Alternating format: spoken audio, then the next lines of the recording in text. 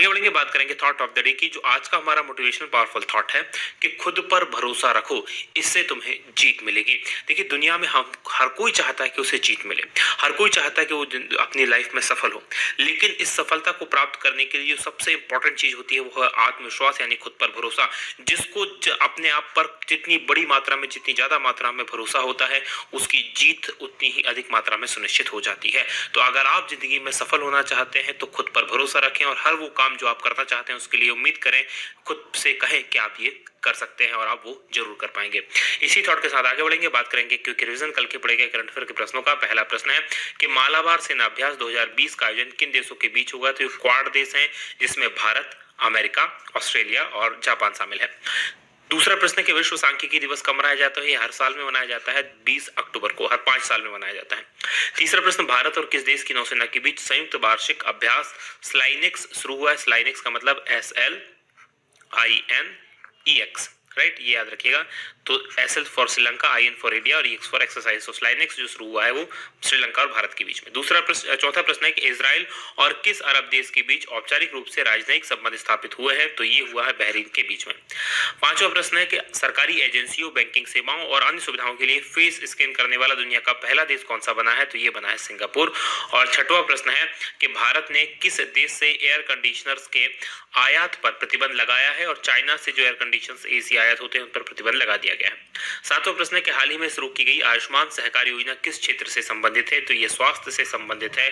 और आठवां प्रश्न है कि किसने wild life photographer of the year पुरस्कार जीता है? तो ये जीता है ऐश्वर्या श्रीधर ने। वही नवा प्रश्न है कि हाल ही में आई लीग की ट्रॉफी किस टीम को दी गई है? ये मोहन बगान को दी गई है। और 10वां प्रश्न है कि IPL में 200 मैच खेलने वाले दुनिया के पहले खिलाड़ी कौन बने हैं? और ये बने हैं महेंद्र सिंह धोनी। ये थे हमारे कल के पड़ेंगे करंट अफेयर के प्रश्नों का क्विक रिवीजन। आगे बढ़ेंगे, आज के प्रश्नों की बात करेंगे। और आज के करंट अफेयर का पहला प्रश्न है कि केंद्र सरकार ने लोकसभा और विधानसभा उम्मीदवारों की अधिकतम व्यय सीमा कितने प्रतिशत बढ़ा दी है? तो इसको बढ़ाकर कर दिया गया है 10% और बढ़ा दिया गया, यानी अभी जितना खर्च करते थे उससे 10% और ज्यादा खर्च करवाएंगे। बी ऑप्शन प्रश्न का सही उत्तर है। तो क्या हो गई है, चेंज हो गई है सीमा, ये जान लीजिए आप। तो केंद्र सरकार ने लोकसभा और विधानसभा के जो उम्मीदवार हैं उनकी अधिकतम व्यय सीमा को 10% बढ़ा दिया है। और चुनाव आयोग के सुझाव पर ऐसा किया गया है कि चुनाव आयोग ने कहना है कि कोविड-19 के कारण जो प्रचार प्रसार करने वाले नेता हैं उनको थोड़ी दिक्कत आ रही है, उन्हें अधिक सावधानी बरतनी पड़ रही है और उसी के लिए इसे समय जो लिमिट है इसको बढ़ाया जाना चाहिए। अब लोकसभा चुनाव में प्रचार के लिए जो अधिकतम खर्च सीमा हो गई है वो 77 लाख रुपए हो गई है, जो पहले 70 लाख हुआ करती थी। और विधानसभाओं में ये 28 लाख से बढ़कर 30.8 लाख रुपए हो गई है। हालांकि आप सबको पता है कि ये ऊंट के मुंह में जीरे के बराबर है। जो एक्चुअल में खर्च होती है राशि, इससे वो 10 से 20 गुना तक ज्यादा होती है। और यही विडंबना है हमारे समाज की, और इस सब का हिस्सा हम सब हैं। हम सब इसके लिए जिम्मेदार हैं, दोषी हैं। बात करेंगे निर्वाचन आयोग की, तो इसकी स्थापना हुई थी 25 जनवरी 1950 को। इसका अनुच्छेद 324 में इसका वर्णन किया गया है संविधान के। और मुख्य निर्वाचन आयुक्त वर्तमान में सुनील अरोड़ा है। आगे बढ़ेंगे, दूसरे प्रश्न की बात करेंगे कि वर्ल्ड ऑस्टियोपोरोसिस डे कब मनाया जाता है? तो वर्ल्ड ऑस्टियोपोरोसिस डे जो मनाया जाता है ये 20 अक्टूबर को मनाया जाता है। अब क्या है ये बीमारी, किससे संबंधित है, ये जान लीजिए, यानी कि ए ऑप्शन तो इस प्रश्न का सही उत्तर है। तो डिटेल देखते हैं। तो 20 अक्टूबर को विश्व स्तर पर वर्ल्ड ऑस्टियोपोरोसिस डे के रूप में मनाया जाता है। और ये दिन ऑस्टियोपोरोसिस और चयापचय संबंधी हड्डी रोग की जो रोकथाम है उसका निदान है और उपचार के बारे में वैश्विक जागरूकता के लिए मनाया जाता है। क्या होता है ये दिन, उससे पहले मैं आपको बता दूं कि इस बार की जो कैंपेन थीम है वो दैट्स ऑस्टियोपोरोसिस, ये इस बार की थीम रखी गई है। और ऑस्टियोपोरोसिस एक प्रकार की बीमारी है जिसमें हड्डियां बहुत ज्यादा कमजोर होती हैं, इतनी ज्यादा कमजोर होती हैं कि हल्की सी चोट एवं छींक आने तक में हड्डियों में फ्रैक्चर हो जाता है। तो ये इस प्रकार की एक बीमारी है। बात करेंगे तीसरे प्रश्न की कि भारत ने 19 अक्टूबर को ओडिशा के तट से किस एंटी टैंक मिसाइल का सफल परीक्षण किया है? और इसका नाम है सेंट, यानी कि डी ऑप्शन प्रश्न का सही उत्तर है। डिटेल देख लीजिए क्या है। तो भारत ने 19 अक्टूबर 2020 को उड़ीसा के तट से दूर एंटी टैंक सेंट मिसाइल का सफल परीक्षण किया है। और DRDO ने इस मिसाइल को जो बनाया है वो भारतीय वायुसेना के लिए इसको विकसित किया है। अभी मैं आपको बता दूं कि भारत ने पिछले 2 महीने के अंदर 12 मिसाइलों का सफल परीक्षण किया है। तो ये आप याद रखेंगे, लगातार मैं आपको इसके बारे में बताता रहा हूं। ब्रह्मोस का सफल परीक्षण किया गया, एंटी रेडिएशन मिसाइल रुद्रम 1 का सफल परीक्षण किया गया, हाइपरसोनिक मिसाइल शौर्य का सफल परीक्षण किया गया। कौन कौन से सफल परीक्षण किए गए डिटेल में थोड़ा सा जान लेते हैं। तो एक तो एंटी रेडिएशन मिसाइल रुद्रम-1, इसका सफल परीक्षण हुआ। Supersonic missile assisted release of torpedo smart, इसका सफल परीक्षण हुआ। इसके अलावा बैलिस्टिक मिसाइल सौर्य, इसका भी सफल परीक्षण हुआ। और 30 सितंबर को ब्रह्मोस सुपरसोनिक क्रूज मिसाइल का भी सफलतापूर्वक परीक्षण किया। अभी हाल ही में ब्रह्मोस मिसाइल का आईएनएस चेन्नई से नौसेना के द्वारा भी सफल परीक्षण किया गया है। और एमबीटी अर्जुन से लेजर गाइडेड टैंक रोधी मिसाइल का भी सफल परीक्षण डीआरडीओ ने किया है। बात करेंगे चौथे प्रश्न की कि एशिया पावर इंडेक्स 2020 में सबसे शक्तिशाली देशों में भारत कौन से स्थान पर है। तो इसमें भारत जो है वो चौथे स्थान पर है, यानी कि सी ऑप्शन प्रश्न का सही उत्तर है। डिटेल देख लीजिए क्या है। तो सिडनी का एक इंस्टीट्यूट है, नाम है लोवी इंस्टीट्यूट, इसके द्वारा जारी किया गया है एशिया पावर इंडेक्स 2020 और इसमें भारत को चौथे स्थान पर रखा गया है। क्या कहता है ये इंडेक्स? ये इंडेक्स कहता है कि एशिया में देशों में जो शक्ति का जो संतुलन है, एशिया में जिनके पास अधिक प्रभावित करने की क्षमता है, याद रखिएगा कि ये केवल एशिया के लिए नहीं है, इसमें सिर्फ एशिया के देश शामिल नहीं है, इसमें दुनिया के सभी देश शामिल हैं और दुनिया के 26 देशों को इसमें शामिल किया गया है। और इसमें कहा गया है कि एशिया प्रशांत को प्रभावित करने वाला सबसे शक्तिशाली देश है अमेरिका, ये नंबर 1 पर है। उसके बाद दूसरे स्थान पर चाइना है, तीसरे स्थान पर जापान है और चौथे स्थान पर इसमें भारत है। आगे बढ़ेंगे, बात करेंगे पिछले करंट अफेयर में मैंने आपको जो इंडेक्सेस के बारे में बताया उनमें से। तो वैश्विक भारत जो है वैश्विक भूख सूचकांक GHI में 107 देशों में 94वें नंबर पर है। इसमें पाकिस्तान और आसपास के जो देश हैं उनमें श्रीलंका, बांग्लादेश, इन सबसे नीचे नेपाल, इन सबसे नीचे भारत है। गंभीर श्रेणी में भारत को रखा गया है। भारत को इसके अलावा ऑक्सफैम इंटरनेशनल के द्वारा जो CRI इंडेक्स जारी किया गया है उसमें 129वां स्थान दिया गया है और ग्लोबल इकोनॉमिक फ्रीडम इंडेक्स में भारत 105वें नंबर पर है। Digital quality of life index में भारत 57वें नंबर पर है और विश्व जोखिम सूचकांक में भारत 181 देशों में 89 नंबर पर है। विश्व बैंक के मानव पूंजी सूचकांक में भारत 116वें नंबर पर है और वैश्विक नवाचार सूचकांक में भारत पहली बार टॉप 50 में शामिल हुआ है और 48 नंबर पर भारत है। बात करेंगे 5वें प्रश्न की कि छठे भारत अंतर्राष्ट्रीय विज्ञान महोत्सव का आयोजन कब से कब तक होगा और इसका जो आयोजन होना है वो 22 से लेकर 25 दिसंबर के बीच में होना है, यानी कि सी ऑप्शन प्रश्न का सही उत्तर है। डिटेल लिख लीजिए क्या है। तो छठा भारत अंतर्राष्ट्रीय विज्ञान महोत्सव यानी कि IISF इंटरनेशनल साइंस फेस्टिवल, इसका आयोजन 20 और 25 दिसंबर के बीच में होगा और इस बार इसका आयोजन वर्चुअली होने वाला है कोविड-19 के कारण। इसका उद्देश्य क्या होता है एक्चुअल में? इसका उद्देश्य ये होता है कि जो विज्ञान है अभी तक प्रयोगशालाओं में बंद है उसे प्रयोगशालाओं से बाहर निकाला जाए, युवाओं विद्यार्थियों में विज्ञान के प्रति रुचि बढ़े। इसके अलावा भारत का जो आत्मनिर्भर भारत मिशन है और इसके साथ ही वैश्विक कल्याण के लिए भारत के वैज्ञानिक, भारत का जो विज्ञान और प्रौद्योगिकी की नवाचार की भूमिका है उसको प्रस्तुत किया जाए कि क्या क्या काम भारत के लोग कर रहे हैं। बात करेंगे 6वें प्रश्न की कि किसने रक्षा अनुसंधान और विकास संगठन की नई खरीद प्रक्रिया 2020 को मंजूरी दी है और ये मंजूरी दी गई है रक्षा मंत्री जी के द्वारा, यानी कि बी ऑप्शन प्रश्न का सही उत्तर है। डिटेल लिख लीजिए क्या है। तो रक्षा मंत्री हैं राजनाथ सिंह, इन्होंने रक्षा अनुसंधान और विकास संगठन की नई खरीद प्रक्रिया 2020 को मंजूरी दे दी है और इस नई प्रक्रिया में स्टार्टअप्स, सूक्ष्म लघु और मध्यम उद्योग के अलावा देश के जो उद्योग जगत है उसको रक्षा अनुसंधान विकास संगठन की गतिविधियों में और ज्यादा भाग लेने का अवसर मिलेगा, यानी कि ज्यादा से ज्यादा इसमें निजी भागीदारी को बढ़ाया जाएगा। डीआरडीओ क्या करता है? आपने जितनी भी मिसाइल्स वगैरह देखी हैं, भारत के डिफेंस के सेक्टर में जो भी नवाचार का काम होता है वो यही डीआरडीओ के द्वारा किया जाता है। इसमें प्रक्रिया को सरल बनाया गया है ताकि स्वदेशी रक्षा उद्योग को डिजाइन और विशाल विकास की जो गतिविधियां हैं उसमें भाग लेने का अवसर मिल सके। बात करेंगे डीआरडीओ की, यानी कि defence research and development organisation की 1958 में इसकी स्थापना हुई थी। अध्यक्ष जी सतीश रेड्डी हैं।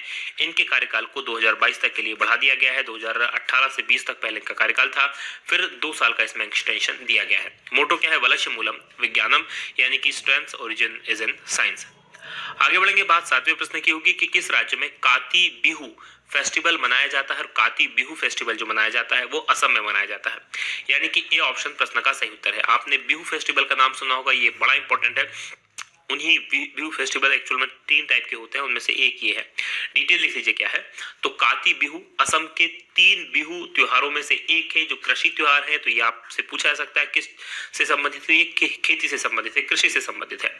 इसको राज्य में मनाया जाता है असम में और काती बिहू को कंगाली बिहू यानी गरीबों का त्योहार कहा जाता है, ये आप याद रखेंगे। और इसे अक्टूबर के मध्य में मनाया जाता है जब फसलों का उगने की अवस्था होती है और किसानों के भंडार घट रहे होते हैं।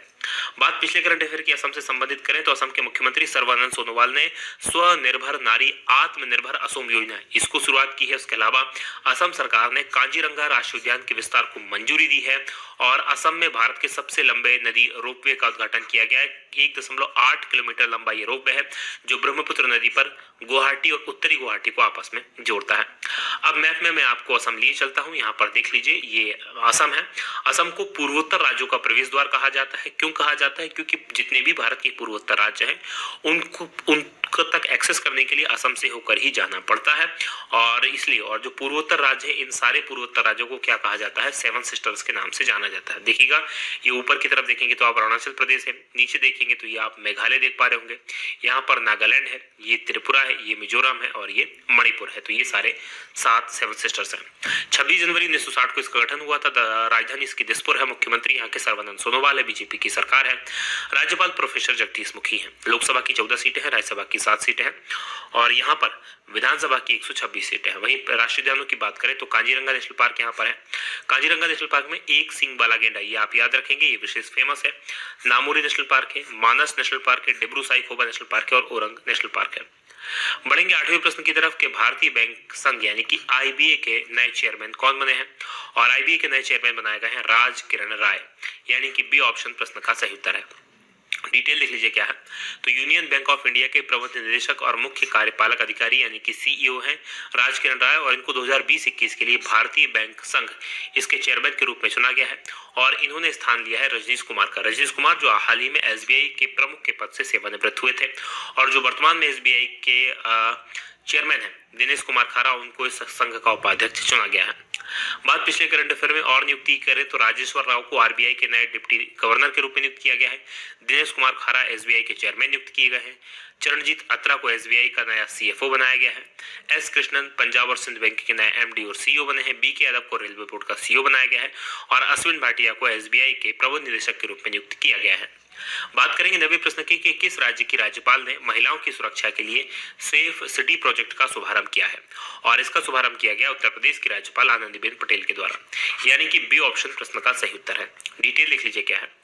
तो उत्तर प्रदेश की राज्यपाल है आनंदीबेन पटेल और इन्होंने लखनऊ में एक महिला सुरक्षा अभियान सेफ सिटी प्रोजेक्ट का शुभारंभ किया और ये परियोजना 180 दिनों तक चलने वाला एक अभियान है। इसमें पुलिस और अन्य विभाग सार्वजनिक स्थानों पर महिलाओं की सुरक्षा को मजबूत करने की दिशा में काम करेंगे। अभियान के तहत यूपी की राज्यपाल ने 100 गुलाबी स्कूटर और 10 चार पहिया वाहनों को पुलिस के वाहनों को हरी झंडी दिखाई और उनका काम यही होगा कि स्पेशल महिलाओं की सुरक्षा की जाए। बात पिछले करंट अफेयर के उत्तर प्रदेश से संबंधित करें तो उत्तर प्रदेश की सरकार ने हर पुलिस स्टेशन में महिला हेल्प डेस्क खोलने का फैसला किया है। उसके अलावा जेवर एयरपोर्ट जो कि नोएडा में है, इसके लिए ज्यूरिख एयरपोर्ट के साथ करार किया है यूपी गवर्नमेंट ने। उत्तर प्रदेश का पहला गिद्ध संरक्षण और प्रजनन केंद्र गोरखपुर वन प्रभाग के फरिंदा रेंज के भर्री बस्सी गांव में स्थापित किया गया है और उत्तर प्रदेश सरकार ने विशेष सुरक्षा बल एसएसएफ के गठन की अधिसूचना जारी की है। बात उत्तर प्रदेश की करेंगे तो भारत का सबसे अधिक जनसंख्या वाला राज्य है ये उत्तर प्रदेश है। लखनऊ यहाँ की राजधानी है। मुख्यमंत्री योगी आदित्यनाथ है। राज्यपाल आनंदीबेन पटेल है। लोकसभा की यहाँ पर 80 सीटें हैं, राज्यसभा की 31 सीटें हैं, विधानसभा की यहाँ पर 403 सीटें हैं और विधान परिषद भी है जिसमें 100 सीट्स हैं। प्रमुख राष्ट्रीय उद्यानों की बात करें तो यहाँ पर एकमात्र राष्ट्रीय उद्यान दुधवा नेशनल पार्क है। उसके अलावा अभ्यारण्य है नेशनल चब्बर अभ्यारण्य, पीलीभीत टाइगर रिजर्व और नवाबगंज पक्षी विहार। प्रमुख बांधों की बात करें तो रिहंद बांध है जो कि रिहंद नदी पर बना हुआ है, माताटीला बांध है बेतवा नदी पर और जिरगो बांध है जिरगो नदी पर।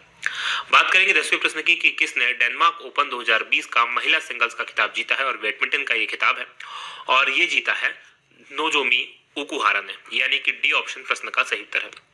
डिटेल लिख लीजिए क्या है। तो बैडमिंटन में जापान की पूर्व विश्व चैंपियन नोजोमी ओकुहारा, इनके द्वारा वीमेंस सिंगल्स की 3 बार की विश्व चैंपियन कोरोलिना मारिन को हराकर डेनमार्क ओपन 2020 खिताब जीता गया। वहीं प्रो सिंगल्स की बात करें तो दुनिया के 7वें नंबर के डेनमार्क के एंडर्स एंटोनसेन ने उन्हीं देश के यानी कि डेनमार्क के ही रैस्मस जेमेके को मेंस सिंगल्स के फाइनल में हराकर अपना खिताब जीता है। ये था आज का हमारा पूरा करंट अफेयर। अब बात करेंगे कल के सवाल की। कल मैंने आपसे प्रश्न पूछा था कि फ्रेंच ओपन में पुरुष सिंगल्स का खिताब किसने जीता है, और आप में से अधिकांश लोगों ने इस प्रश्न का सही उत्तर दिया है। ये है राफेल नडाल, यानी कि ए ऑप्शन प्रश्न का सही उत्तर है। तो जो लोग सही उत्तर देते हैं उनको बहुत बहुत बधाई, जो उत्तर नहीं देते उनसे निवेदन कृपया उत्तर जरूर दिया करें। आज का हमारा प्रश्न है कि किसे अर्थशास्त्र का नोबेल पुरस्कार 2020 प्रदान किया जाएगा, तो इनमें से किनको ये प्रदान किया जाना है और क्यों प्रदान किया जाना है, ये कमेंट करके जरूर बताइएगा। ये वीडियो कैसा लगा बताना मत भूलिएगा। आज की बात करेंगे ही समाप्त। आप लोगों का बहुत बहुत धन्यवाद। जय हिंद, जय भारत।